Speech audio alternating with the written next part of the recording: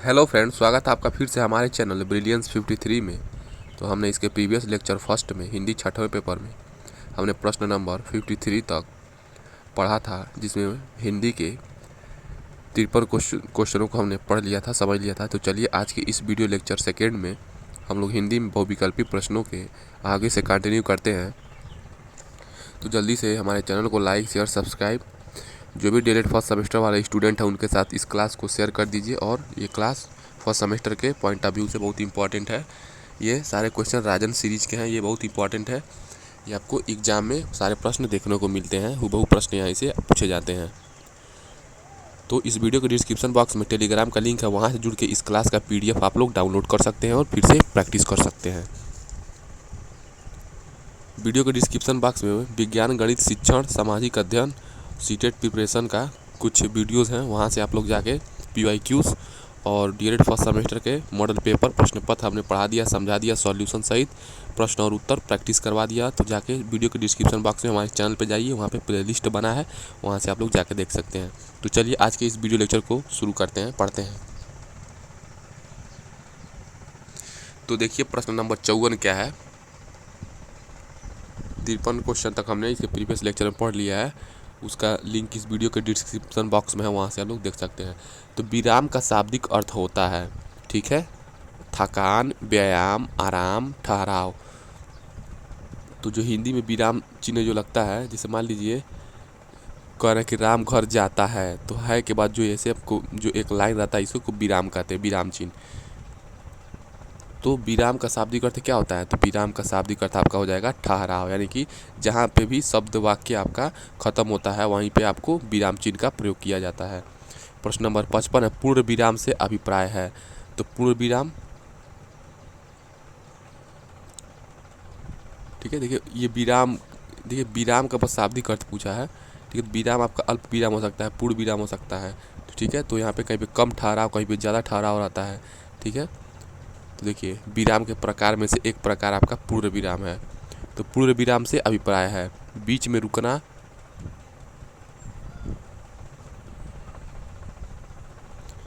पूरी तरह रुकना, थोड़ी देर के लिए रुकना, इनमें से कोई नहीं। तो पूर्ण विराम क्या होता है? सबसे लास्ट में जो लगाया जाता है, जैसे मान लीजिए सोहन बाजार जाता है, तो सोहन बाजार जाता है के बाद जो आपका एक लाइन वाला जो लगेगा चिन्ह, वो क्या हो जाएगा? पूर्ण विराम। तो पूर्ण विराम में आपका अभिप्राय क्या हो जाएगा? वो पूरी तरह जब रुक जाएंगे तो क्या हो जाएगा? पूर्ण विराम हो जाएगा। पूर्ण विराम से अभिप्राय क्या है? पूरी तरह रुकना। प्रश्न नंबर 56 है, लघु का विलोम है, ठीक है। विलोम शब्द आपको पता है, विलोम शब्द उल्टा। तो लघु का, लघु मतलब क्या हो जाएगा? छोटा। तो छोटा का विलोम क्या हो जाएगा? भारी, बड़ा, वजन, गुरु। देखिए लघु का छोटा और गुरु माने बड़ा, तो क्या हो जाएगा? देखिए तो लघु का विलोम आपका गुरु हो जाएगा। प्रश्न नंबर 57 है, पर्वत का समानार्थी है। पादप, कूट, आगार, घन, यानी कि समान, यानी कि पर्वत के समान अर्थ रखने वाला इन चारों में से कौन ऑप्शन होगा? तो पर्वत का समानार्थी आपका क्या हो जाएगा? कूट हो जाएगा, ठीक है। पर्वत का समानार्थी क्या हो जाएगा? कूट हो जाएगा। नेक्स्ट प्रश्न है, आप लोग देखिए आपकी स्क्रीन पर दिखाई दे रहा है, प्रश्न नंबर 58, निम्न में से कौन सा एक शब्द आकाश का पर्यायवाची नहीं है? पुष्कर, दीव, श्रांति, व्योम। तो कौन सा आपका आकाश का पर्यायवाची नहीं है? तो देखिए आपका पुष्कर भी क्या है? आकाश का पर्यायवाची है। दीव भी आकाश का पर्यायवाची है। व्योम भी आकाश का पर्यायवाची है, लेकिन श्रांति नहीं है। प्रश्न नंबर 59 है, नूतन का विलोम शब्द है। तो नूतन का आपका विलोम शब्द क्या हो जाएगा? देखिए नूतन मतलब होता है नया, न्यू, ठीक है। तो नूतन का विलोम शब्द इसी के इर्द गिर्द कोई शब्द बताइए। पुराना, नवीन, पुरातन, प्राचीन, ठीक है। तो नूतन का विलोम शब्द क्या हो जाएगा? नूतन माने नया, पुरातन माने पुराना, तो नूतन का विलोम शब्द पुरातन हो जाएगा। प्रश्न नंबर 60 है, य वर्ण है। देखिए प्रश्न नंबर 60 क्या है? यह वर्ण है उत्क्षिप्त वर्ण है, अंतस्थ वर्ण है, या अंतस्थ व्यंजन है, या संयुक्त व्यंजन है, या उसमें व्यंजन है, ठीक है। तो जो आपका य वर्ड है वो क्या है आपका, देखिए य को आप लोग अपने मुंह से बोलिए, देखिए कहाँ से आवाज़ मतलब कहाँ से प्रेशर देना पड़ रहा है। य बोलिए, देखिए य बोलने पे आपका अंतस्थ मतलब अंदर से आ रहा है, तो ये क्या हो जाएगा, अंतस्थ व्यंजन हो जाएगा। प्रश्न नंबर 61 क्या है, भाषा शिक्षण के अंतर्गत सुलेख से तात्पर्य है। ठीक है, तो भाषा शिक्षण में सुलेख क्यों लिखवाया जाता है, एस्से राइटिंग क्यों लिखवाया जाता है भाषा शिक्षण में। मान लीजिए हिंदी पढ़ा रहे हैं तो बच्चों को क्यों सुलेख लिखने के लिए दिया जाता है, कि वो अच्छा सुंदर लेखन कर सकें, कि शीघ्र लेखन कर सकें, कि देख कर लिखना जान जाएं, कि सुलेख शब्द लिखना है। ठीक है, तो भाषा शिक्षण के अंतर्गत सुलेख बच्चों से इसलिए लिखवाया जाता है क्योंकि वो क्या हो जाए, बताइए, क्योंकि वो सुंदर लिखें। ठीक है, वो सुंदर लेखन करें। प्रश्न नंबर 62 है, देखिए अंतस्थ व्यंजन की संख्या है। देखिए अंतस्थ व्यंजन क्या होता है, जो बोलने पे कंठ के नीचे से आवाज़ आ रहा है, मतलब कंठ के नीचे से प्रेशर देना पड़ रहा है, अंतस्थ। नाम अंतस्थ एक बार बोलोगे, देखिए खुद आपको अंदर से बोलना पड़ रहा है, अंतस्थ। तो अंतस्थ व्यंजन क्या होता है, 4 होता है। ठीक है, अंतस्थ व्यंजन कितने होते हैं, 4 होते हैं। कौन कौन, य, र, ल, व, ये क्या है, ये अंतस्थ व्यंजन है। प्रश्न नंबर 63 है, स्पर्श व्यंजनों की संख्या है। ठीक है, स्पर्श व्यंजन देखिए जो जीभ और तालू सटता है स्पर्श व्यंजन। ठीक है, या आपके होठ सटते हैं तो वो भी स्पर्श व्यंजन हो जाएंगे। तो स्पर्श व्यंजन आपके कितने हो जाएंगे, 25 हो जाएंगे। कौन कौन, एक होता है क वर्ग, प वर्ग, च वर्ग, ट वर्ग, त वर्ग, प वर्ग।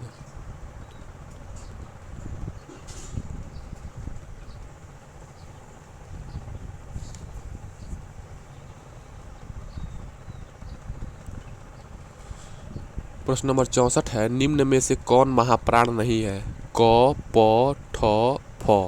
तो कौन सा महाप्राण नहीं है, तो आपका क्या हो जाएगा, क। क को बोलिए तुरंत, आपका आवाज़ आ रहा है, ये क्या है, अल्प प्राण है, क क। लेकिन प बोलिए, प, इसमें टाइम लग रहा है। ठ, इसमें भी टाइम लग रहा है। ठीक है, फ, इसमें भी टाइम लग रहा है, ये क्या जाएगा, महाप्राण हो जाएगा। क तुरंत बोला जा रहा है, ये अल्प प्राण हो जाएगा। प्रश्न नंबर 65 क्या है,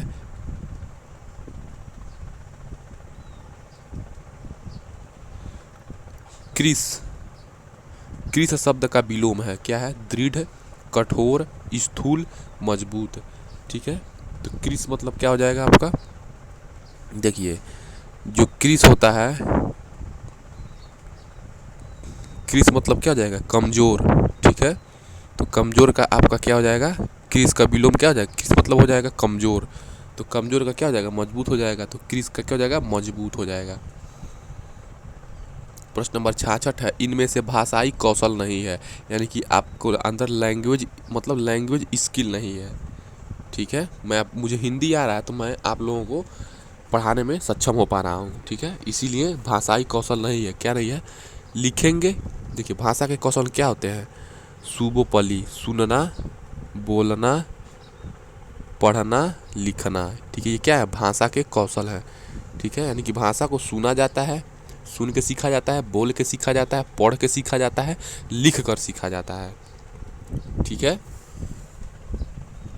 सुबोपली ट्रिक याद रहेगा। तो इनमें से भाषाई कौशल कौन सा नहीं है, देखिए सुबोपली, यानी कि देखिए लिखना भी कौशल में आएगा, पढ़ना भी कौशल में आएगा, वाचन यानी कि बोलना भी कौशल में आएगा, सुबोपली हो जाएगा। लेकिन जो गद्य है वो आपका कौशल में नहीं आएगा। ठीक है, प्रश्न नंबर 67 है, देखिए ज्ञ वर्ण किन वर्णों के सहयोग से बना है। ठीक है,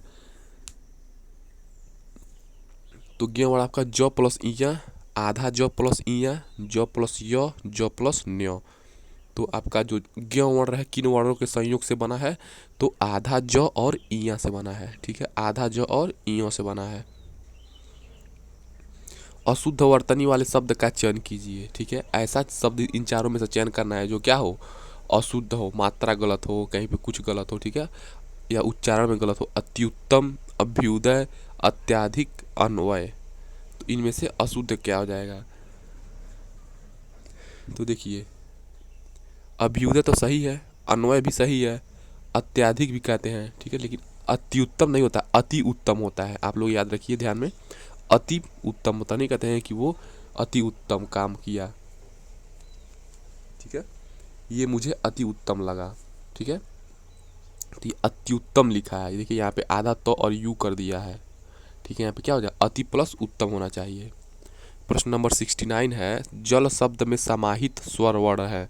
तो जल शब्द में समाहित कौन सा स्वर है? देखिए, तो जल में क्या हो जाएगा आपका, अ है, आ है, उ है, तो क्या है, तो जल में देखिए ज प्लस ल, ज को क्या करिए, देखिए ज प्लस अ प्लस ल, इसमें क्या समाहित है, अ समाहित है, तो आपका क्या हो जाएगा, अ आपका ऑप्शन नंबर ब सही हो जाएगा, ठीक है।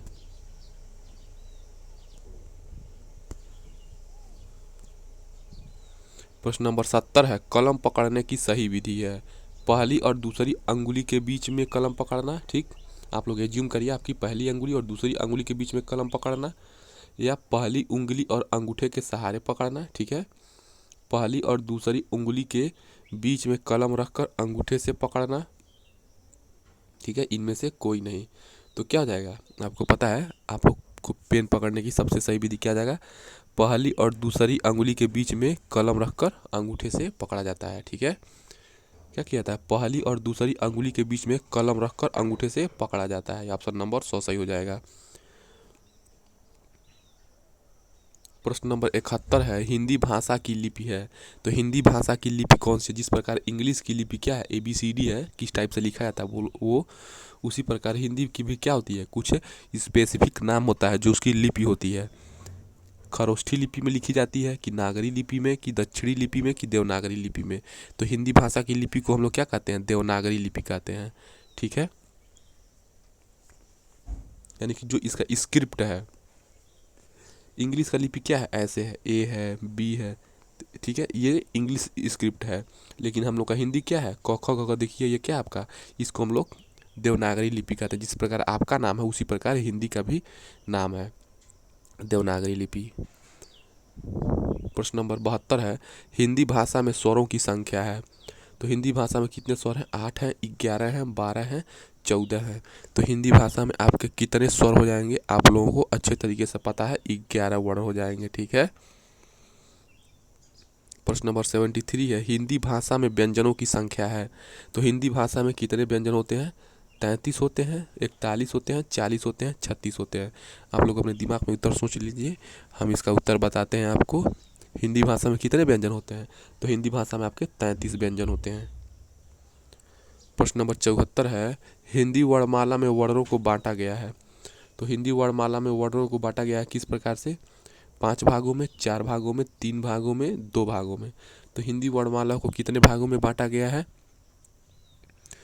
तो हिंदी वर्णमाला को 2 भागों में बांटा गया है। कहिए कौन कौन, मैं आपको बता देता हूँ। एक को क्या कहते हैं, एक को स्वर कहते हैं, ठीक है, और एक को व्यंजन कहते हैं। तो यही आपके 2 में बांटे गए हैं ना, एक स्वर में बांटा गया है, एक व्यंजन में बांटा गया है, तो 2 भागों में बांटा गया है। प्रश्न नंबर 75 है, देखिए, ड तथा ढ वर्ण क्या है, उत्क्षिप्त व्यंजन है, अंतस्थ व्यंजन है, संयुक्त व्यंजन है, उष्म व्यंजन है। तो प्रश्न नंबर 75 का क्या उत्तर हो जाएगा, तो देखिए जो ड और ढ क्या है, अंतस्थ व्यंजन है। ड और ढ क्या है, अंतस्थ व्यंजन है। एक बार बोल के देखिए अपने मुंह से, आप कहाँ से प्रेशर देना पड़ रहा है, कंठ के नीचे से आपको बोलना पड़ रहा है, अंतस्थ, तो कंठ के नीचे सारा तो अंतस्थ हो जाएगा।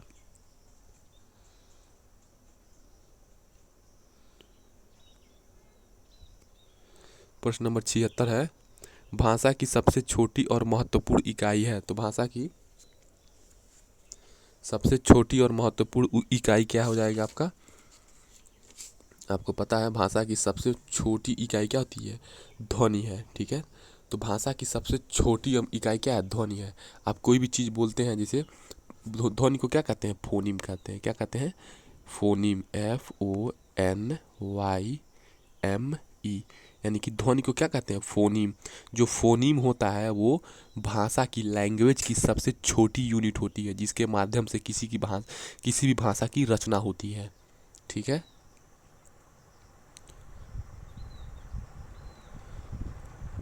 प्रश्न नंबर 77 है, भाषा प्रारंभ होती है। तो भाषा कैसे प्रारंभ होती है, शब्द से, ध्वनि से, वर्ण से, इनमें से कोई नहीं। तो भाषा आपका कहाँ से प्रारंभ होता है, देखिए भाषा आपको बिना फोनीम के, बिना ध्वनि के आपको नहीं प्रारंभ किया जा सकता है। तो बिना ध्वनि से, यानी कि भाषा प्रारंभ होती है ध्वनि से।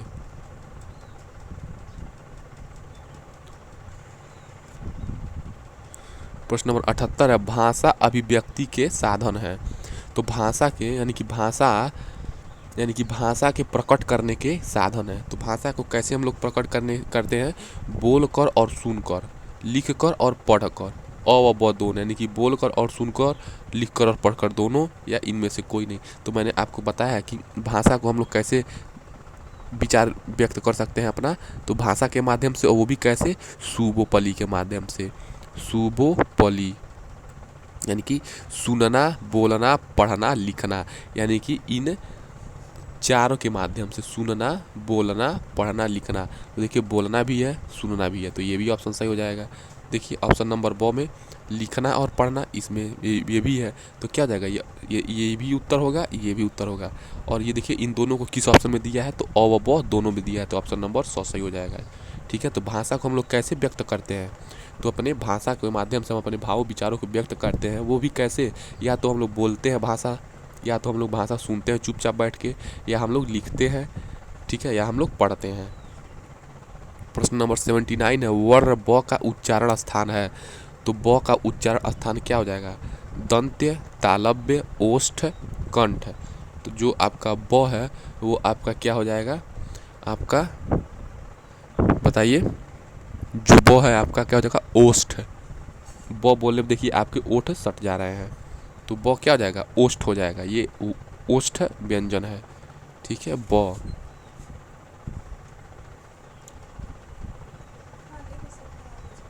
प्रश्न नंबर 80 है, देखिए, निम्न में से कौन अंतस्थ व्यंजन वर्ण नहीं है। तो कौन अंतस्थ व्यंजन वर्ण नहीं है, देखिए य, र, ल, म। देखिए आपका जो अंतस्थ व्यंजन है, य भी होता है, र भी होता है, ल भी होता है, लेकिन म नहीं होता है, और यही पूछा है नहीं होता है, तो यही आपका उत्तर हो जाएगा। प्रश्न नंबर 81 है, वर्णमाला में किसे स्पर्श संघर्षी भी कहा जाता है, यानी कि वो स्पर्श करते टाइम भी क्या करता है, संघर्ष करता है। तो क वर्ग को, ट वर्ग को, च वर्ग को, प वर्ग को। तो वर्णमाला में किसे हम लोग कहते हैं स्पर्श संघर्षी,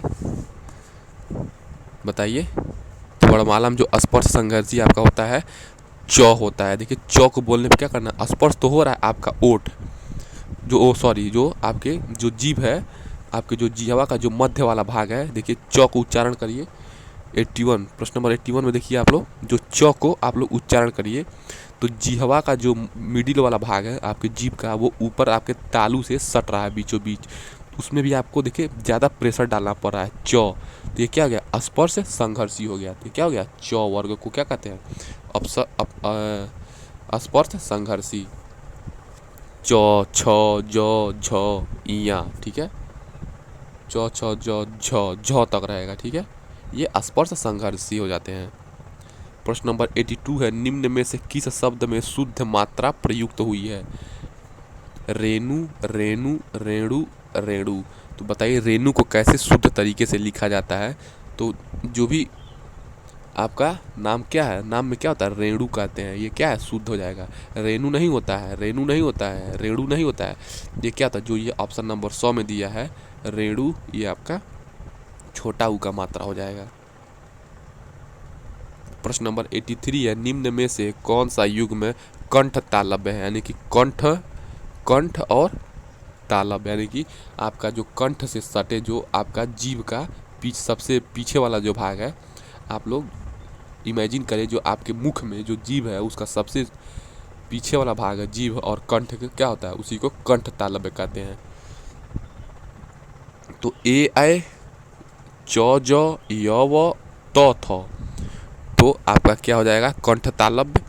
तो ए आप लोग बोल के देखिए, आपके जो जीभ का सबसे पीछे वाला भाग, ठीक है, और कंठ दोनों क्या हो रहे हैं, एक दूसरे से संघर्ष कर रहे हैं। कंठ तालव्य, ए उच्चारण करिए, आपको खुद समझ में आ जाएगा। ए। प्रश्न नंबर 84, अ का उच्चारण स्थान है। तो अ का उच्चारण स्थान क्या हो जाएगा, देखिए कंठोष्ठ यानी कि कंठ और ओठ को मिला के उच्चारण करना पड़ रहा है।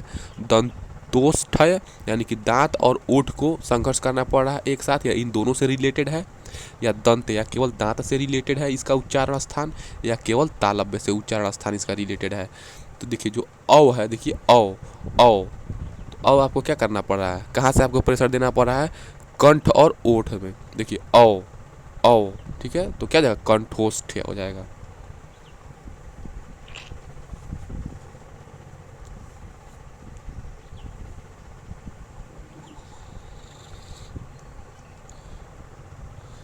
प्रश्न नंबर 85 देखिए, निम्न में से कौन स्पर्श संघर्षी है। तो आपका स्पर्श संघर्ष देखिए, यहीं पे मैंने अभी पिछले ही प्रश्न में बताया है, तो आपका स्पर्श संघर्षी क्या हो जाएगा, क हो जाएगा। क। 86, व का उच्चारण स्थान है। दंतोष्ठ, ओष्ठ, दंत, तालव्य। उच्चारण करके देखिए कहाँ से आपको उच्चारण करना पड़ रहा है।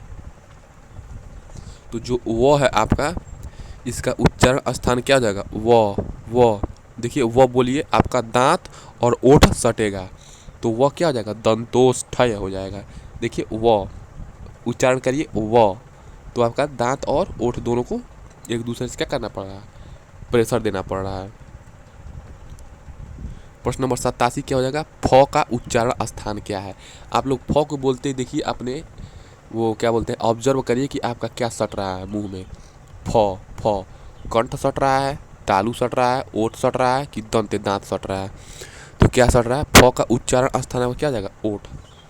तो क्या जाएगा, ये ओष्ठ सट रहा है। फ बोलने पे आपके दोनों ओठ क्या हो रहे हैं, सट जा रहे हैं थोड़े से टाइम के लिए। फ ऐसे, ठीक है। प्रश्न नंबर 88 है, निम्न में से कौन उसमें व्यंजन नहीं है, यानी कि बोलने पे उन्हें ज़्यादा प्रेशर देना पड़ रहा है, नहीं पड़ रहा है। स र। देखिए उसमें व्यंजन आपके 4 होते हैं, कौन कौन से होते हैं, देखिए याद करना पड़ेगा। छोटा स याद कर लीजिए, फिर बड़ा स, फिर आपका मूर्धन्य स, और फिर ह। ये क्या हो जाएंगे, आपके उसमें व्यंजन हो जाएंगे। देखिए इसमें ऑप्शन में क्या दिया है, ये भी दिया, ये भी उसमें व्यंजन हो जाएगा, ये भी उसमें व्यंजन हो जाएगा, और ये छोटा सा भी उसमें व्यंजन हो जाएगा, लेकिन र नहीं होगा। य र ल व ये क्या आएगा, आपका अंतस्थ व्यंजन में आएगा। तो र क्या है, आपका अंतस्थ व्यंजन है। र क्या हो जाएगा, अंतस्थ व्यंजन हो जाएगा, ठीक है। प्रश्न नंबर 89 है, निम्न में से कौन सा सही है। ड ढ को वर्णमाला में स्थान प्राप्त है। पहला तथा तीसरा वर्ण महाप्राण होता है। च छ ज झ स्पर्श संघर्षी है, ठीक है। य र ल व क्या है, उसमें वर्ण है। देखिए उसमें वर्ण हमने अभी आपको बताया है, छोटा सा, बड़ा सा, ह। तो ये आपका ऑप्शन गलत हो गया, यानी कि चौथा ऑप्शन देखिए काट दीजिए, ये आपका उत्तर नहीं होगा। च छ ज झ ये स्पर्श संघर्षी हैं। तो देखिए मैंने आपको स्पर्श संघर्षी बताया है, तो देखिए क्या करते हैं, यानी कि एक दूसरे से ज छ ज झ, देखिए ये क्या जाएगा, स्पर्श संघर्षी है। यही ऑप्शन आपका सही हो जाएगा, ठीक है। प्रश्न नंबर 90 है, क्या है, निम्नलिखित में से कौन सा सही शब्द है। परीक्षा परीक्षा परीक्षा परीक्षा। तो बताइए इनमें से आपको कौन सा सही लगता है। परीक्षा आपने परीक्षा, ये वाला ऑप्शन नंबर बहुत सही हो जाएगा, ठीक है।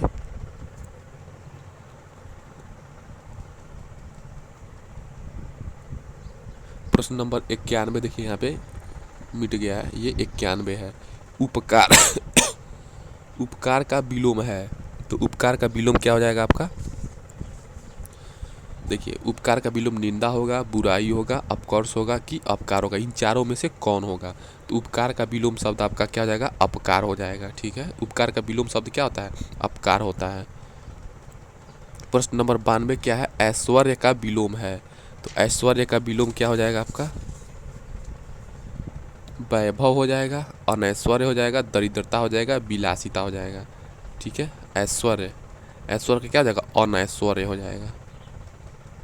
प्रश्न नंबर 93 क्या है, ओजस्वी का विलोम है निस्तेज, कायर, आलसी, भीरू। तो ओजस्वी का विलोम शब्द क्या हो जाएगा आपका, ओजस्वी मतलब ओज से परिपूर्ण, तो इसका उल्टा क्या हो जाएगा, जो ओज से परिपूर्ण न हो तो ओजस्वी का क्या हो जाएगा, निस्तेज हो जाएगा। ओजस्वी का विलोम क्या हो जाएगा, निस्तेज हो जाएगा। प्रश्न नंबर 94 है, हिंदी वर्णमाला में वर्णों की संख्या है। तो हिंदी वर्णमाला में कितने वर्ण हैं, 53 है, 52 है, 51 है, 50 है। तो स्वर और व्यंजन को मिला के हम लोग जो वर्णमाला हमारे हिंदी भाषा में बनता है, उनमें जो वर्णमाला में कितने वर्ण हो जाएंगे, तो स्वर और व्यंजन मिला के 52 होंगे।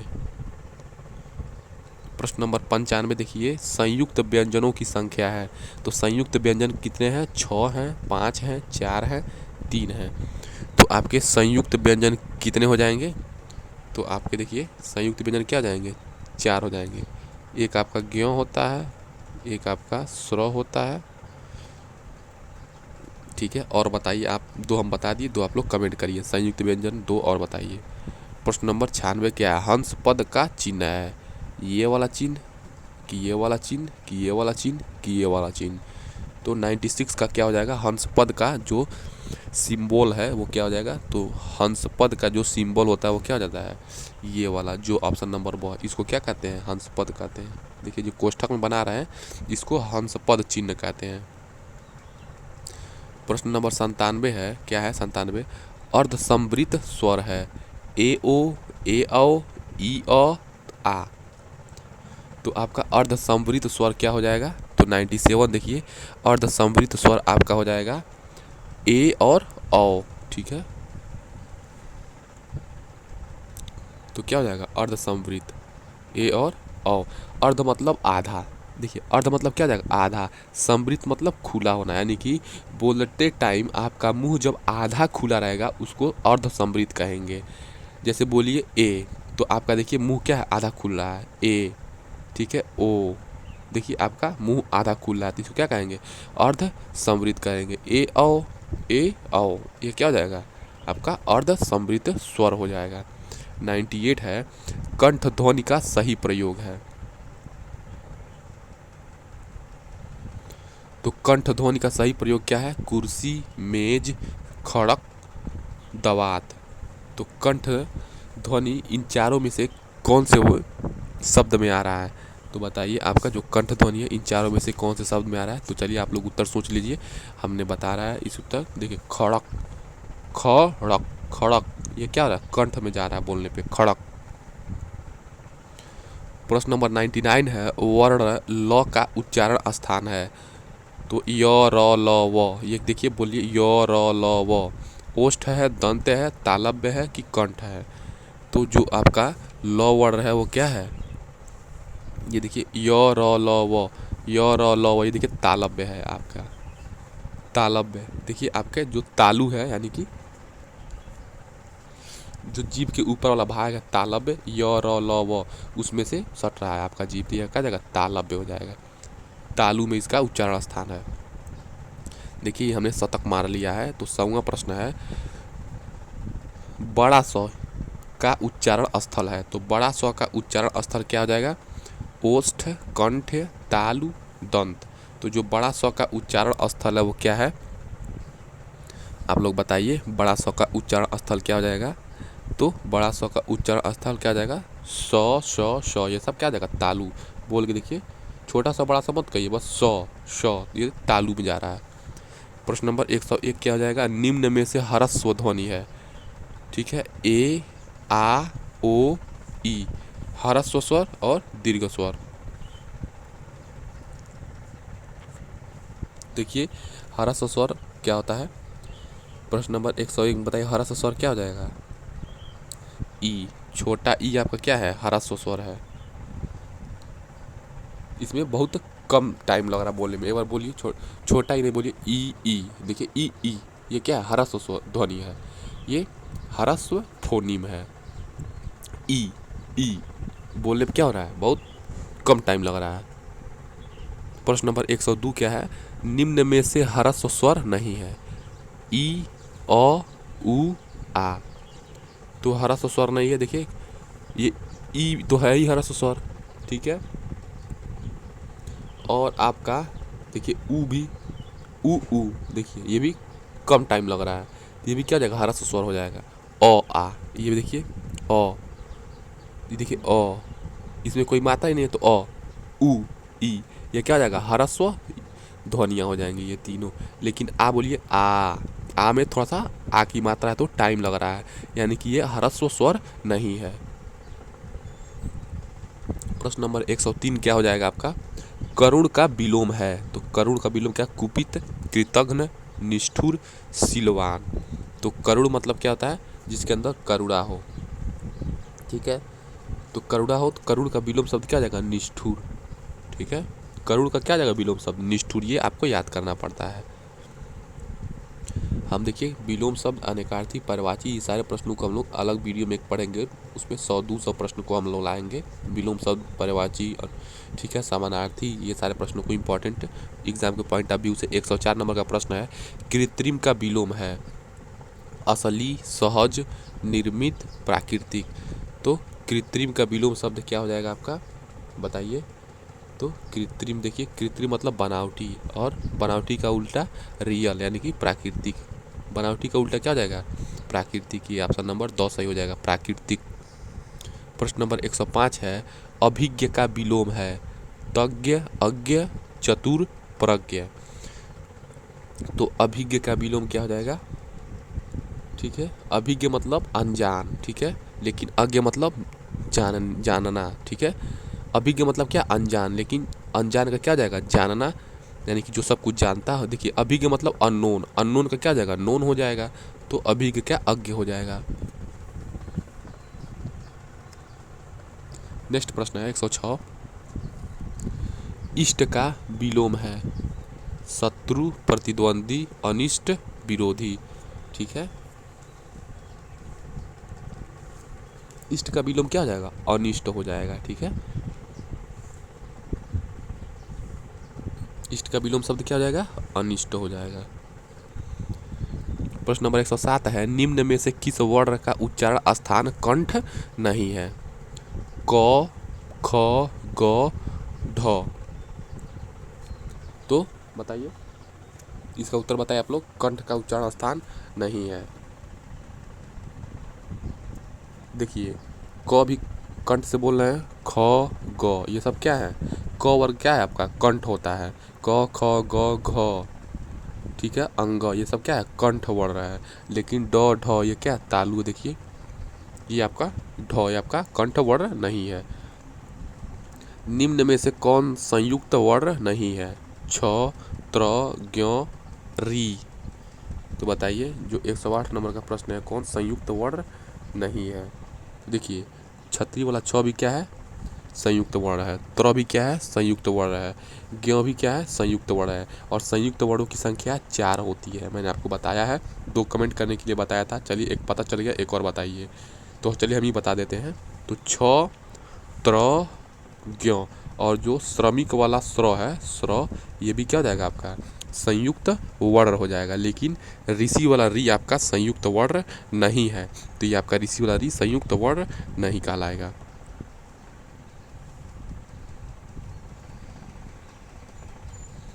प्रश्न नंबर 109 है, जिन वर्णों का उच्चारण बिना बाधा और अवरोध के होता है ऐसे वर्ण क्या कहलाते हैं, स्वर कहलाते हैं, व्यंजन कहलाते हैं, और वह दोनों वर्णमाला। तो जिन वर्णों को बिना बाधा से हम लोग क्या करते हैं और बिना अवरोध के हम लोग बोल देते हैं, उन्हें क्या कहते हैं, स्वर कहते हैं। क्या कहते हैं, स्वर कहते हैं। प्रश्न नंबर 110 है, निम्न में से कौन असत्य यानी कि गलत है, त ओष्ठ्य व्यंजन है, स उसमें व्यंजन है, फ ओष्ठ्य व्यंजन है, छ संयुक्त व्यंजन है। तो बताइए कौन सा असत्य है। तो प्रश्न नंबर 110 से बताइए कौन सा गलत है। तो देखिए जो स है, ये मैंने आपको बताया, उस व्यंजन क्या होता है, छोटा स, बड़ा स, ह, ये आपका सही है। देखिए छ भी क्या है, छ, त्र, ज्ञ और श्रमिक वाला स्र, ये क्या है, संयुक्त व्यंजन है। प, फ, ब, भ, ये क्या है, फ, ये क्या है, ओठ से, देखिए ये ओष्ठ व्यंजन है, ये भी सही है, ये भी ऑप्शन सही दिया है। लेकिन जो तो है, ये ओष्ठ दिया है, लेकिन तो क्या है, तालु से रिलेटेड है, ये लेकिन ओष्ठ व्यंजन नहीं है। ठीक है, ये यही ऑप्शन गलत दिया है, यानी कि गलत का उत्तर गलत, यानी कि यही ऑप्शन सही हो जाएगा। प्रश्न नंबर 111 है, च वर्ग है, तालव्य है, दंत है, ओष्ठ है, दंतोष्ठ है। देखिए वर्ग क्या होता है, देखिए ये जो आपका देखिए क वर्ग, प वर्ग, च वर्ग, ट वर्ग, त वर्ग, प वर्ग। अब क क्या बढ़ाइए, क के बाद ख, ग, घ, अंग। ठीक है, फिर प के बाद फ, ब, भ, इसी क्या कहते हैं, वर्ग कहते हैं। क क्या होता है, कंठ होता है। ठीक है, लेकिन इसमें च देखिए, तो देख जो च क्या होगा आपका, प्रश्न नंबर 111 का उत्तर बताइए। तो जो आपका च वर्ग होगा ये क्या हो जाएगा, च छ, ये आपको देखिए तालव्य, तालु से रिलेटेड है, उच्चारण स्थान, तो तालव्य वर्ग है। इसको च को क्या कहते हैं, तालव्य वर्ग कहते हैं।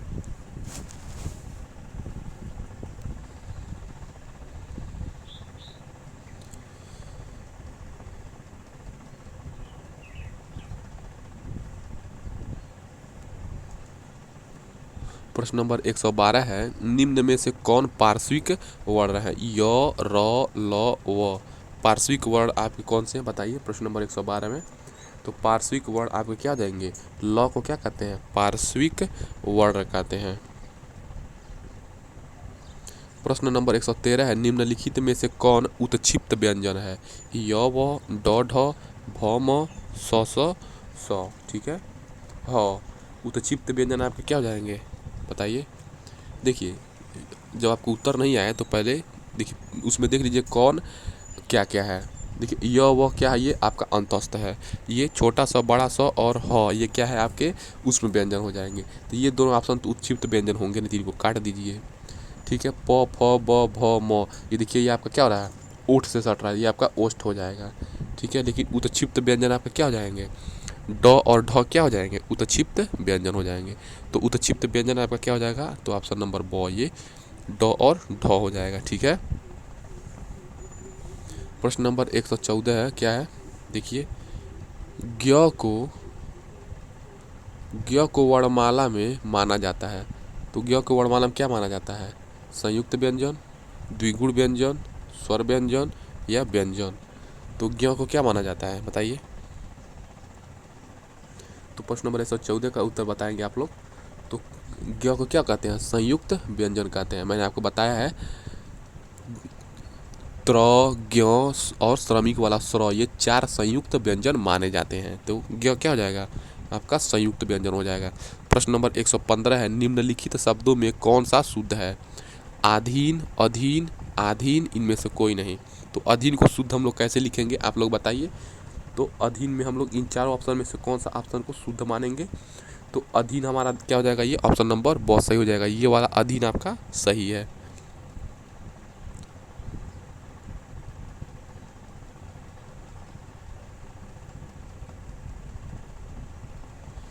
प्रश्न नंबर 116 क्या जाएगा, मांटेसरी विधि का उपयोग करते हैं मौन वाचन से सस्वर वाचन में, लेखन शिक्षण में, उपर्युक्त सभी में। तो मांटेसरी विधि का उपयोग करते हैं, कौन करते हैं। तो देखिए जो मांटेसरी विधि है वो क्या है, लेखन शिक्षण में, यानी कि जब आप राइटिंग टीचिंग करेंगे बच्चों के साथ तो मांटेसरी विधि का प्रयोग करेंगे। तो मांटेसरी विधि का प्रयोग किस में करते हैं हम लोग, लेखन शिक्षण में। प्रश्न नंबर 117 है, 6 संयुक्त वर्ण संयोग से बना है, यानी कि छ, त्र, ज्ञ और श्रमिक वाला स में से जो आपका संयुक्त वर्ण में से जो छतरी वाला छ है, ये किन दो वर्णों के संयोग से बना है।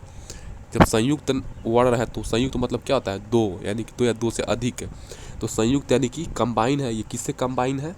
तो प्रश्न नंबर 117 का आपका उत्तर हो जाएगा। देखिए छतरी वाला छ किससे बना है, तो आधा क और पेट फरुआ स, यानी कि मूर्धन्य स। तो देखिए इसको क्या कहते हैं, ये देखिए आधा क और मूर्धन्य स से मिलकर क्या बना है, छतरी वाला छ बना है। आप लोग याद रखेंगे, ऑप्शन नंबर 2 सही हो जाएगा। प्रश्न नंबर 118 किया जाएगा, पर्वत शब्द का समानार्थी है घन, आगार, कूट, पादप। तो पर्वत शब्द के समान अर्थ रखने वाले इन चारों में से कौन हो जाएगा। तो पर्वत शब्द का समानार्थी आपका हो जाएगा कूट हो जाएगा। पर्वत का समानार्थी क्या हो जाएगा, कूट हो जाएगा, यानी कि कूट मतलब भी पर्वत ही होता है। जिस प्रकार आपका एक घर पे नाम होता है और एक विद्यालय में नाम होता है, ठीक है, एक घर वाले नाम बुलाते हैं और एक बाहर वाले। तो प्रश्न नंबर 119, निम्न में से कौन मूर्धन्य ध्वनि नहीं है? तो बताइए आप लोग, चारों में से मूर्धन्य ध्वनि नहीं है। ड, ठ, ड, ढ। देखिए ट, ठ, ड, ढ, ठीक है, इसमें मूर्धन्य ध्वनि नहीं है। तो प्रश्न नंबर 119 का उत्तर हो जाएगा क्या? देखिए जो ड और ढ क्या हो जाएगा, देखिए यहाँ पे ये आपका ये ड और ढ ये क्या आ जाएगा, नीचे बिंदी रहेगा तो ये क्या जाएगा, उत्क्षिप्त व्यंजन हो जाएगा। लेकिन ट और ठ और ड आपके क्या आ जाएंगे, मूर्धन्य ध्वनि हो जाएंगे, लेकिन ड और ढ आपके उत्क्षिप्त होंगे। पूछा मूर्धन्य ध्वनि नहीं है, तो यही आपका ड और ढ आपका मूर्धन्य ध्वनि नहीं माना जाएगा।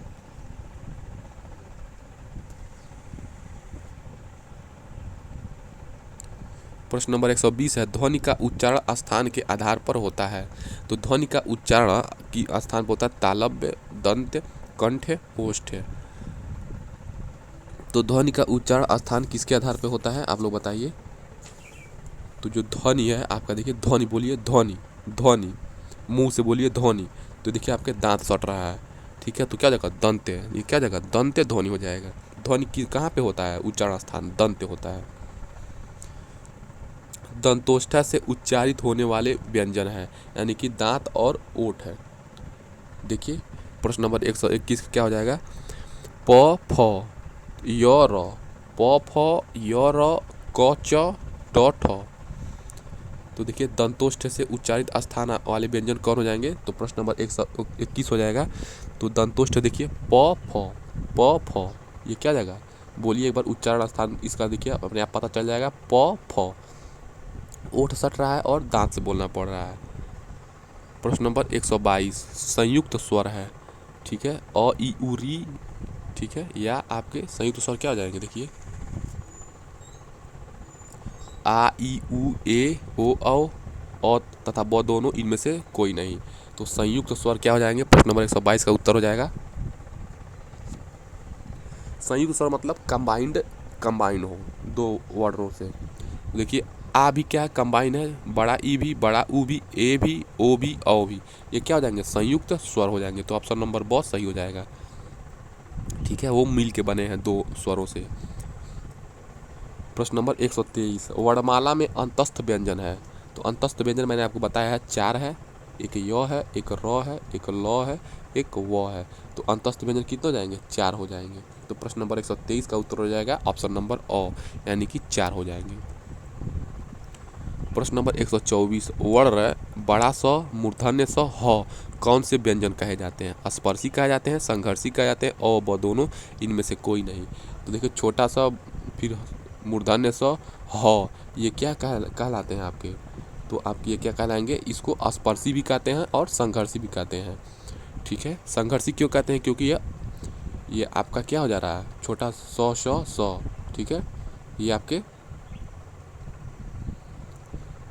अ ब दोनों हो जाएंगे।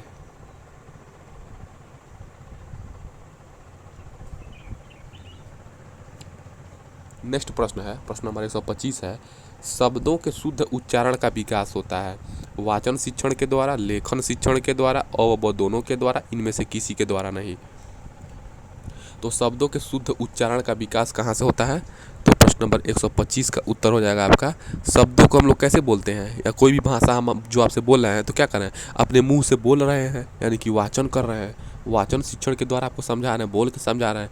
और फिर मैं आपको जब ये लाइन खींच रहा हूँ लेखन शिक्षण, तो ये जो लाइन खींच रहा हूँ मैं, ये भी क्या है, लिख रहा हूँ।